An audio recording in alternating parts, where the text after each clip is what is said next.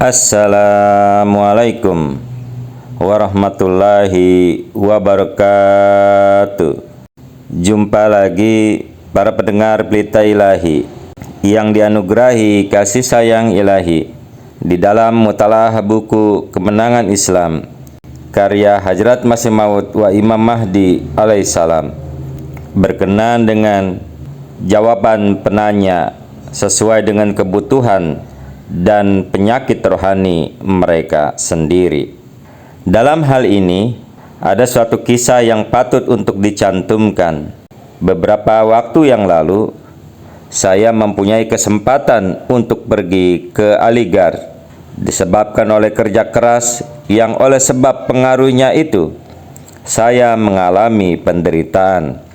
Bahkan sebelum ini di Kadian, saya tidak berada dalam kondisi untuk mengadakan pembicaraan yang lama atau melakukan pekerjaan pikiran atau apapun yang berat. Bahkan sekarang pun saya belum lagi cukup merasa segar untuk mengadakan pembicaraan yang lama ataupun berpikir yang sangat berat. Dalam keadaan seperti itu, kebetulan saya menerima kunjungan Tuan Molpi dari Aligarh yang bernama Tuan Muhammad Ismail. Dengan penuh kerendahan hati, ia meminta serta membujuk saya untuk memberikan khutbah.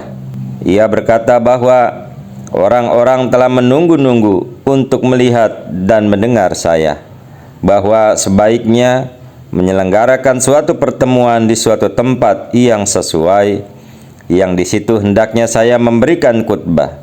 Kekuatan dan ketulusan hasrat saya sendiri selalu ingin mencari kesempatan-kesempatan untuk menyampaikan kebenaran-kebenaran yang penting kepada masyarakat. Oleh karena itu, saya menerima undangan ini dengan senang hati. Saya pikir saya akan dapat menjelaskan kepada sesuatu pertemuan umum mengenai pengertian Islam. Apa Islam itu sebenarnya? Dan bagaimana orang-orang masa kini dapat memahaminya, dan sebagainya. Saya memberi kepastian pada Tuan Molpi bahwa jika Tuhan menghendaki, insya Allah saya akan berbicara mengenai masalah Islam. Akan tetapi setelah saya menyetujuinya, saya dilarang untuk melakukan hal ini oleh Tuhan. Saya merasa yakin disebabkan oleh keadaan kesehatan saya. Tuhan yang Maha Perkasa tidak menginginkan saya untuk melakukan sesuatu yang melelahkan seperti itu, sesuatu yang menyebabkan beban jasmania bagi saya. Oleh karena itu, saya dicegah oleh Tuhan untuk menyampaikan khutbah ini. Sekali waktu sebelumnya pernah juga telah terjadi atas diri saya. Saya dalam keadaan jasmani yang kurang sehat. Kemudian dalam suatu kasab, saya melihat seorang nabi dari antara nabi yang telah tiada. Disebabkan oleh rasa simpati dan khawatir, nabi ini berkata kepada saya, "Mengapa begitu banyak memeras otak? Ingatlah, jangan-jangan Anda jatuh sakit." Singkatnya, saya dihentikan oleh Tuhan dan saya memberitahu Tuan Molpi sesuai dengan hal itu. Dalil saya adalah dalih yang benar. Terdapat banyak orang melihat saya, betapa saya menderita setelah lama berbicara atau sesudah banyak berpikir. Mereka mungkin tidak memperdulikan wahyu-wahyu saya itu. Akan tetapi mereka cukup yakin bahwa saya menderita karena hal itu. Dr. Muhammad Hussein Khan, seorang dokter dan hakim kehormatan di Lahore, hingga kini merupakan dokter pribadi saya. Beliau senantiasa menegaskan bahwa saya hendaknya menjaga jangan memaksakan diri dari kerja memeras otak. Dengan demikian, dokter ini merupakan saksi pertama atas keadaan saya seperti ini. Teman-teman yang lain pun akan memberikan kesaksian yang serupa. Di antara mereka adalah saudaraku Molpi Hakim Nuruddin, dokter negara bagian Jammu, yang lahir batin berbakti untuk saya, dan juga Munsi Abdul Haq, seorang akuntan penduduk Lahore dan bekerja di Lahore, yang telah memperhatikan saya ini selama sakit serta melayani dengan cara yang tak mungkin digambarkan. Teman-teman semuanya mengetahui dan semuanya akan memberikan kesaksian atas keadaan saya ini. Oleh karena itu, sungguh sangat menyesal saya harus mengatakan bahwa meskipun orang Muslim diperintahkan untuk mempercayai orang, Tuan Molvi dari Aligarh ini lebih suka untuk tidak mempercayai saya. Sebaliknya dia malah meragukan saya dan dengan sengaja memberikan kesaksian yang bertentangan dengan saya. Suatu pernyataan sejak itu telah disusun oleh salah seorang temannya, seorang dokter yang bernama Jamaluddin. Pernyataan yang telah disebarluaskan kepada umum ini akan saya jawab satu persatu. Dia mengatakan, saya memintanya, yakni penulis ketika berada di Aligarh, untuk berkhutbah pada sholat Jumat yang sehari sebelumnya ia menyetujuinya. Kan tetapi pagi keesokan harinya, ia mengirimkan suatu pesan yang mengatakan bahwa ia telah dilarang oleh wahyu.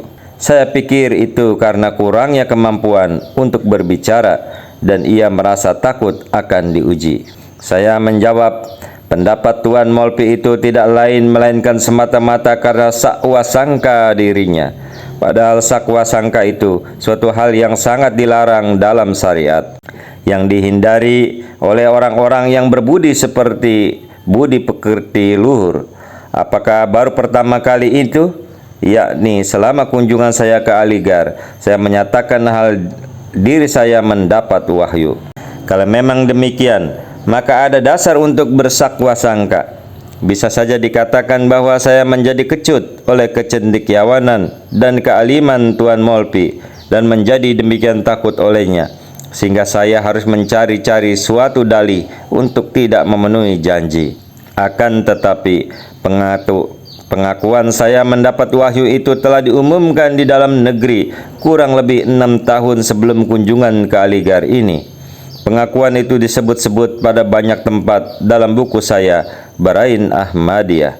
Bila saya begitu sepinya dari kemampuan untuk berbicara di depan umum, bagaimana mungkin saya telah mengarang buku-buku seperti Surma Kasem Arya yang disampaikan dengan lisan di hadapan beberapa ribu orang, baik kawan maupun lawan. Bagaimana mungkin seorang manusia yang lemah dalam berpidato di muka umum seperti saya dapat melaksanakan tugas serupa itu? Bagaimana saya dapat melaksanakan suatu kampanye massal yang mengakibatkan konfrontasi dengan beribu-ribu orang yang punya berbagai macam kemampuan dan selera? Sungguh sayang, 1000 kali sayang. Para Molvi zaman sekarang ini kebanyakan terlalu dimakan oleh rasa iri. Dari mimbar mereka mengajarkan budi pekerti para mukminin yang baik, persaudaraan, saling mempercayai dan lain-lain, dan selalu mengutip dari kitab suci.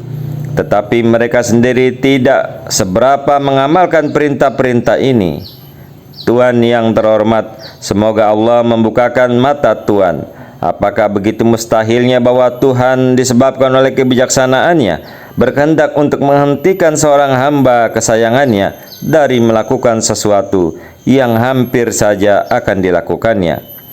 Dan tidak hanya demi kepentingan hamba sendiri, akan tetapi juga agar orang-orang seperti Anda akan diuji, dan agar pikiran-pikiran Anda serta pembawaan-pembawaan Anda yang busuk akan terbuka dengan sendirinya. Adapun sehubungan dengan kealiman yang membuat kecut orang, maka saya kurang menghargai kealiman yang terbenam dalam kegelapan dan hasrat-hasrat pribadi. Apakah mereka itu ahlinya dalam filsafat dan ilmu pengetahuan yang semuanya sudah dikenal? Mereka itu tidak lebih baik daripada ulat-ulat mati dalam pandangan saya. Namun, siapakah gerangan Anda sendiri? Anda tidak separuhnya pun juga terpelajar.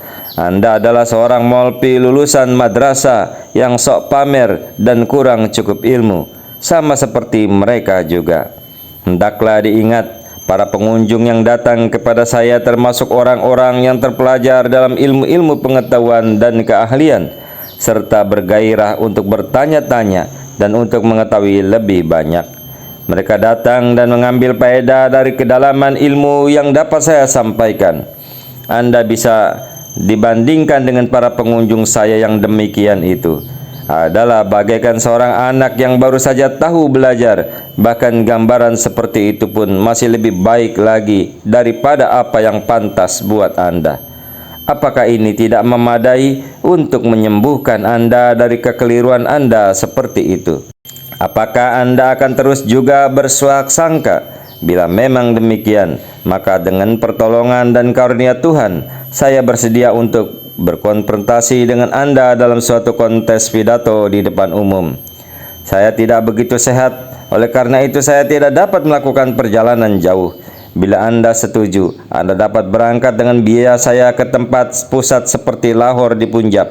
Saya rasa saya dapat mengundang Anda untuk berkontemplasi seperti itu dan uji coba seperti itu. Saya berjanji untuk memenuhi undangan saya ini. Saya menunggu jawaban Anda. Dia mengatakan orang ini, yakni penulis, sama sekali bukan seorang ahli, tidak mempunyai ilmu apapun. Saya menjawab, Tuan yang terhormat, saya tidak mengaku mempunyai apapun dari pengetahuan dan keilmuan duniawi. Saya tidak berguna untuk pengetahuan dan kepandaian duniawi. Yang demikian itu tidak menerangi roh. Semua itu tidak mempersilahkan kotoran dan keburaman pikiran dan kalbu manusia. Semua tidak menimbulkan kerendahan hati dan kesederhanaan. Bahkan sebaliknya, semuanya membuat pikiran yang berkarat menjadi lebih berkarat lagi, serta menambahkan kekafiran pada kekafiran. Bagi saya cukuplah begini, bahwa karunia Tuhan mengulurkan tangan pertolongannya kepada saya dan memberikan kepada saya pengetahuan yang tak seorang pun bisa mempelajarinya di sekolah-sekolah yang biasa, melainkan hanya dari guru samawi. Bila saya dikatakan sebagai tidak terpelajar, maka apakah yang harus dipermalukan dalam hal ini? Itu sesuatu yang harus dibanggakan. Bukankah pemimpin dan penghulu saya, penghulu dari semua makhluk Tuhan yang telah datang untuk memperbaiki dan mengangkat derajat manusia? Bukankah beliau sendiri bahkan seorang umi, buta aksara? Saya tidak menghargai dia yang berbangga-bangga dalam kesarjanaan, tetapi hitam dalam karakter lahir batin. Bacalah Al-Quran, renungkanlah Amsal mengenai keledai yang memikul beban buku-buku. Apakah ini tidak akan memadai? Dia mengatakan, saya bertanya kepadanya, yakni penulis, mengenai masalah wahyu. Kecuali memberikan jawaban-jawaban yang tidak ada artinya, ia tidak mengatakan apa-apa lagi. Saya menjawab, saya ingat benar, jawaban-jawaban yang saya berikan penuh dengan makna-makna, memadai untuk meyakinkan seseorang yang mampu memahaminya dan mempertimbangkan. Anda tidak memahaminya, memang begitu. Akan tetapi hal ini siapa yang salah? Kesalahan Anda sendiri atau kesalahan orang lain? Anda boleh menerbitkan pertanyaan-pertanyaan itu sendiri dalam beberapa surat kabar dan dapat memperoleh jawabannya yang baru untuk menguji kembali pendapat Anda tentang diri Anda itu. Dia mengatakan lagi, sungguh mustahil untuk menganggap bahwa buku-buku bagus seperti itu hasil karyanya. Saya menjawab, bagaimana Anda bisa berpikiran begitu? Orang-orang kafir yang melihat Rasulullah Shallallahu Alaihi Wasallam dengan mata kepala sendiri tidak dapat berpikiran begitu. Pikiran mereka tertutup. Mereka tidak dapat melihat kelebihan-kelebihan Rasulullah Shallallahu Alaihi Wasallam. Oleh karena itu, mereka terus saja berkata bahwa perkataan yang hebat, Al-Quran Karim yang keluar dari bibirnya dan yang beliau sampaikan kepada seluruh makhluk Tuhan, diajarkan kepadanya oleh orang-orang lain secara rahasia, dan pengajaran itu terus berjalan secara teratur pagi dan petang. Dalam hal ini, ejekan orang-orang kafir dahulu itu benar adanya, dan apa yang dikatakan Tuan Molvi juga benar. Al-Quran suci dalam hal kehebatan dan kebijaksananya jauh di atas kemampuan intelek Rasulullah Sallallahu Alaihi Wasallam, jauh berada di atas saya daripada daya intelek manusia manapun. Hanya Tuhan yang maha mengetahui, yang maha kuasa, mungkin telah menyampaikan perkataan ini. Serupa halnya dengan buku-buku yang disusun oleh hamba yang lemah ini, merupakan hasil pertolongan yang datang dari yang maha gaib, di luar kemampuan dan kesanggupan saya. Dan alhamdulillah, Kritikan Tuan Molpi ini telah membuktikan sebenarnya nubuatan yang telah dicantumkan pertama-tama sekali dalam buku saya Barain Ahmadiyah. Nubuatan itu mengatakan bahwa akan ada orang-orang yang karena membaca buku ini akan mengatakan ini bukan buatan orang ini. Dia mengatakan, yaitu Syed Ahmad Arab, yang saya ketahui dapat diandalkan, menceritakan kepada saya bahwa ia, yaitu Syed Ahmad, tinggal bersamanya, yaitu penulis, selama 2 bulan dalam lingkungan para pengikut, serta selalu waspada untuk hadir pada semua kegiatan dan mengamati serta memperhatikan dengan hati-hati. Ia, yaitu orang Arab itu, menemukan perkakas nujum padanya yang oleh penulis suka dipergunakan.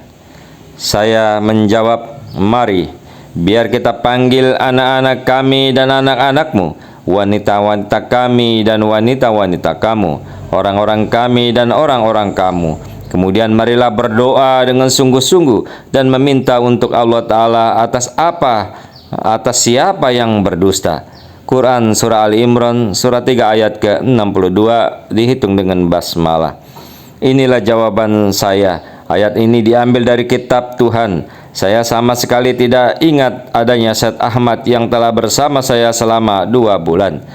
Terserah kepada Tuan Molpi untuk menghadirinya ke hadapan saya, agar ia dapat meminta menceritakan kepada kita perkakas apa yang dilihatnya. Namun mengapa harus begitu? Saya masih hidup dan Tuan Molpi sendiri bisa datang dan tinggal bersama saya selama 2 bulan dan melihat barang itu olehnya sendiri. Kita tidak membutuhkan orang Arab atau bukan Arab untuk perkara ini. Dia lalu mengatakan, ketika saya sudah membaca apa yang dia namakan wahyu serta merenungkannya, saya sama sekali tidak terkesan wahyu itu seolah-olah bukan wahyu. Saya menjawab, demikian juga tidak terkesan orang-orang kafir pada zaman Rasulullah Sallallahu Alaihi Wasallam. Bukankah Tuhan juga telah berfirman tentang mereka? Wa kadzabu bi ayatina kizzaban, dan mereka sama sekali mendustakan ayat-ayat kami. Quran Surah An-Naba Surah 78 ayat yang ke-29. Fir'aun juga tidak beriman, Abu Jahal, Abu Lahab juga tidak percaya, namun mereka yang miskin dan bersih hatinya percaya. Karunia ini tidaklah datang karena banting tulangnya sendiri, tidak, sehingga Dia yang Maha Pemurah menganugerahkannya sendiri. Dia mengatakan, membuat pengakuan-pengakuan adalah bertentangan dengan menampakkan tanda-tanda, dan mengatakan bahwa mereka yang merasa ragu-ragu boleh datang dan melihatnya. Itu adalah dusta sia-sia. Saya menjawab, pengakuan saya sebenarnya bukanlah hak saya. Semuanya itu adalah pengakuan atas nama Dia yang mempunyai hak untuk membuat setiap dakwah atau pengakuan. Tak seorang pun pencinta kebenaran dapat mendustakan dakwah-dakwah seperti itu. Memang benar, pengakuan atas kekuasaan adi kodrat, kekuasaan gaib, tidak dapat dibuat oleh para nabi sekalipun. Namun tidak memungkinkan Tuhan melalui seorang nabi dan rasul atau muhaddas membuat pengakuan yang seperti itu. Dia mengatakan, saya merasa hilang kepercayaan kepadanya sesudah berjumpa itu. Setiap barang yang percaya kepada Tuhan Yang Maha Esa kemudian berjumpa dengannya, yaitu penulis, sama saja ia pun akan merasa hilang kepercayaan kepadanya. Ia terlambat dalam mengerjakan sholat 5 waktu, terlambat sekali, dan ia tidak selalu berjamaah dengan orang lain di dalam sholat. Saya menjawab, tidaklah menjadi urusan saya bila Tuan Molpi kehilangan kepercayaannya kepada saya. Akan tetapi dustanya mengada-adanya, serta sakwa sangkanya pada orang-orang sampai berlebih-lebihan, benar-benar mengagetkan saya. Ya Allah, kasihanilah umat Rasulullah SAW yang pemimpinnya dan membimbingnya dan sahabat-sahabatnya adalah Molpi semacam ini. Marilah para pembaca mempertimbangkan keluhan sang Molpi ini yang timbul semata-mata dari miskinnya kemurahan hati, namun kaya akan kecemburuan. Memang jelas bahwa saya di Aligarh itu sebagai seorang musafir untuk beberapa hari lamanya. Saya harus mentaati izin yang diberikan kepada para musafir untuk syariat Islam. Tidak mentaati sama sekali izin itu merupakan semacam kekafiran. Apa yang saya perbuat itu adalah apa yang seharusnya saya lakukan. Saya tidak mengingkari bahwa sebelum beberapa hari saya tinggal, saya melakukan 2 sholat dalam satu waktu, dan ini adalah sunnah. Saya telah melakukan sholat zuhur dan asar di jama pada saat sholat zuhur. Para mukminin yang taat pun menjamaknya sholat bahkan di rumah sendiri, tatkala mereka tidak sedang berpergian ataupun terhalang hujan. Saya tidak mengingkari bahwa selama beberapa waktu hari itu saya tidak hadir di masjid pada setiap waktu sholat. Saya bukan selalu tidak hadir, kendati pun sedang sakit atau dalam perjalanan. Tuan Maulvi akan mengetahui bahwa saya melakukan sholat Jumat di belakangnya, dan sekarang tidak mengetahui lagi apakah iya benar. Memang benar-benar begitu, bahwa saya menghindari datang ke masjid bila saya dalam perjalanan. Namun hal ini na'udzubillah bukan karena kemalasan atau tidak mengindahkan perintah ilahi. Sayang sekali masjid-masjid pada zaman ini di negeri kita keadaannya sangat buruk. Sekiranya seseorang berkeinginan untuk mengimami sholat di masjid-masjid seperti itu, imam-imam yang resmi tidak mau bertoleransi. Bila seorang ingin bermakmum kepada imam yang diangkat, maka saya menjadi ragu-ragu apakah sholat itu telah dilaksanakan sebagaimana mestinya. Mengapakah begitu? Sebabnya sudahlah dimaklumi oleh semua orang bahwa mengimani sholat itu telah terjadi semacam bisnis bagi imam-imam ini. 5 waktu sehari mereka bukan memasuki tempat sholat, melainkan cenderung yang memasuki sebuah toko demi melayani para pelanggan. Mereka bekerja bersama, mereka beserta keluarga hidup dari penghasilan itu. Orang-orang pergi ke pengadilan bila mana terjadi perselisihan mengenai apakah akan meneruskan seorang tertentu sebagai imam atau tidak. Tuan-tuan Maulvi memasukkan permohonan demi permohonan naik banding untuk memperoleh keputusan hukum tentang kedudukan mereka sebagai imam. Para pendengar pelita ilahi yang dianugerahi kasih sayang ilahi, walhasil ini bukan imamat lagi, melainkan suatu cara hidup yang makruh dan terlarang. Tidakkah Anda pun terjerat dalam tipuan demi kepentingan pribadi seperti itu? Kalau segala sesuatu keadaannya begitu, buat apa orang yang mengetahuinya hendak menghancurkan kepercayaannya? Hadis Rasulullah SAW yang menceritakan tentang akhir zaman mengatakan tentang penuhnya masjid oleh orang-orang munafik. Nubuatan ini menceritakan tentang para ulama zaman kita ini yang bibirnya komat kamit dengan Al-Quran, tetapi pikirannya setiap waktu dipenuhi urusan roti dan mentega atau sepiring nasi bila mana mereka berhadapan dengan manusia-manusia. Hal ini menggambarkan sholat zuhur dengan asar atau maghrib dengan isya telah diperbolehkan dalam bepergian untuk dijama. Bila izin ini memang dihapuskan, saya tidak mengetahui. Juga saya tidak mengetahui siapa yang telah melarang melakukan sholat pada saat-saat terakhir waktunya. Sungguh sangat mengherankan. Anda pikir memfitnah itu halal, tetapi menggabungkan sholat zuhur dengan asar atau sholat maghrib dengan sholat isya oleh seorang musafir itu haram. Takutlah akan Tuhan, kalian yang percaya kepada Tuhan yang Maha Esa, karena saat untuk berangkat sudah dekat dan Allah Ta'ala mengetahui segala sesuatu yang kalian mencoba menyembunyikannya. Penulis Hajat Mirza Ghulam Ahmad alaihissalam, sang Masih Maud dan Imam Mahdi akhir zaman. Demikian yang dapat disampaikan dalam penjelasan buku Kemenangan Islam. Semoga dapat dipahami. Sampai jumpa di mutalaah selanjutnya. Assalamualaikum warahmatullahi wabarakatuh.